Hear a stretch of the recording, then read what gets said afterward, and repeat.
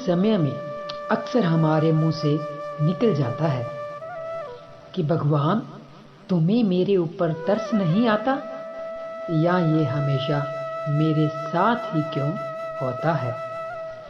हम जब ऐसा कहते हैं तो सबसे पहले तो हम अपनी काबिलियत पर भरोसा खो देते हैं और दूसरा, ईश्वर पर हमारा विश्वास हिल जाता है। हमें हमेशा यह ध्यान रखना चाहिए कि सब्र का फल मीठा होता है और भगवान जो करता है अच्छे के लिए ही करता है। हमें दुख और मुसीबतों के समय अपने हौसले नहीं खोना चाहिए और अपने भगवान, प्रकृति या भाग्य पर भरोसा रख संयम के साथ निरंतर कर्म करने चाहिए। ऐसा ही कुछ इस कहानी में मैं बता रहा हूँ। एक अमीर व्यक्ति था।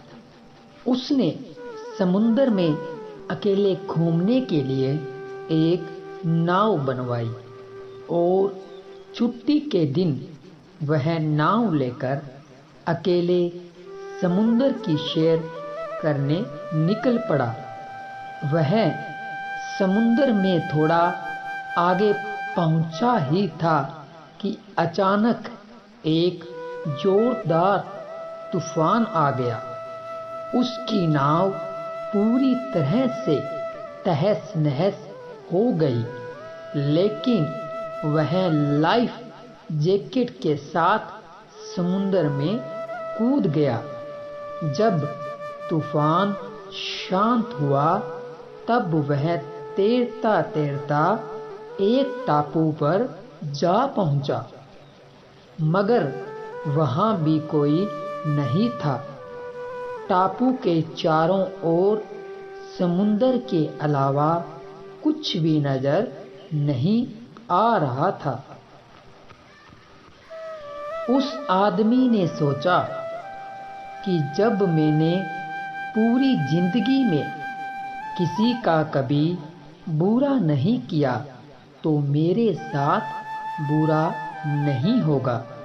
उसको लगा कि ईश्वर ने मौत से बचाया है तो आगे का रास्ता भी वही दिखाएगा।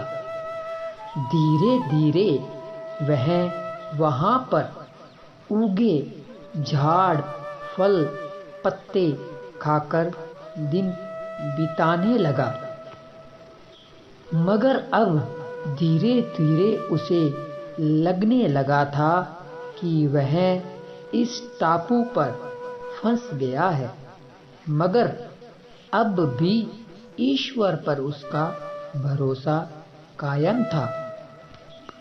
उसने सोचा, इतने दिनों से मैं इस टापू पर मारा मारा फिर रहा हूँ, क्यों न यहाँ एक झोंपड़ी बना लूं।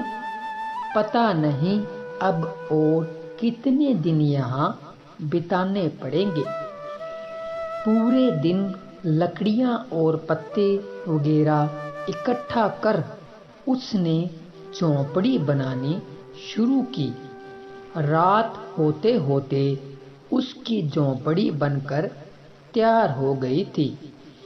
अब वह झोंपड़ी के बाहर खड़ा होकर उसे देखते हुए सोच रहा था कि आज से झोंपड़ी में सोने को मिलेगा, मगर अचानक से मौसम बदला और बिजली जोर जोर से कड़कने लगी और एक बिजली उसकी झोंपड़ी पर गिर गई।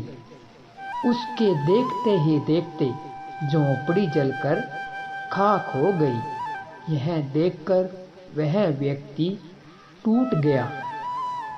उसने आसमान की तरफ देखकर बोला, हे ईश्वर, ये तेरा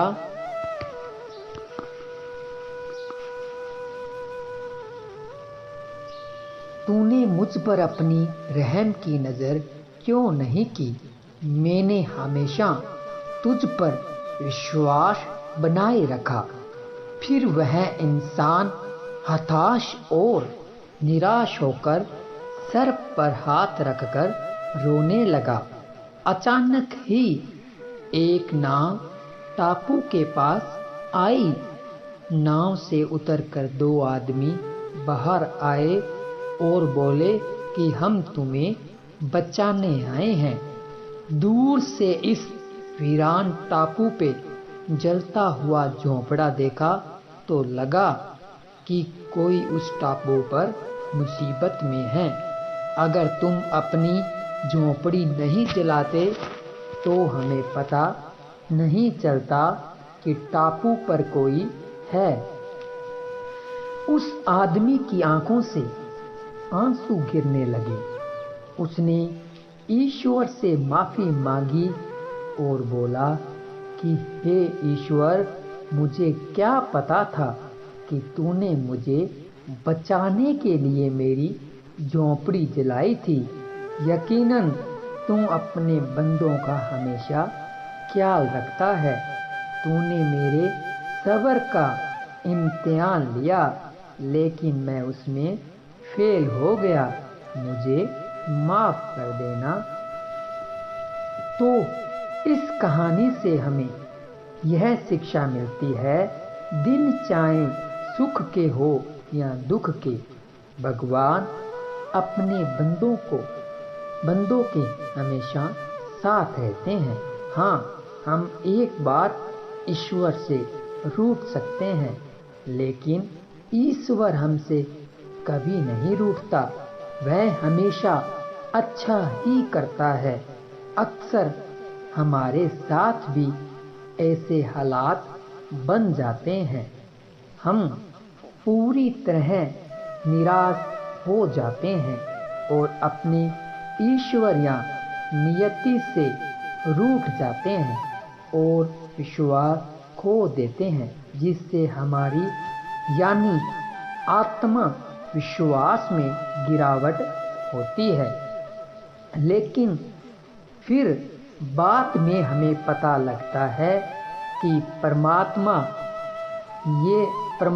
ने अच्छा ही किया था, नहीं तो आज मैं यहाँ न होता। इसलिए मुसीबत या दुख के समय हार मानने की बजाय लगातार काम करिए। क्या पता कब आपकी किस्मत आपको आपकी मंजिल तक ले जाए। धन्यवाद। हेलो फ्रेंड्स, अनमोल वचन पर वीडियो को देखने के लिए आपका बहुत बहुत धन्यवाद। चैनल को सब्सक्राइब, वीडियो को लाइक, शेयर और कमेंट करना ना भूलें और साथ ही साथ बेल आइकॉन की घंटी भी दबा दीजिए और हमेशा अनमोल वचन पर वीडियो देखते रहिए। आपको इसी प्रकार के वीडियो देखने को मिलते रहेंगे और आप हमेशा पॉजिटिव रहें, हमेशा सकारात्मक सोच के साथ ज़िंदगी में आगे बढ़ें, क्योंकि सकारात्मक सोच ही एक ऐसी है जो इंसान को बहुत आगे लेकर जाती है।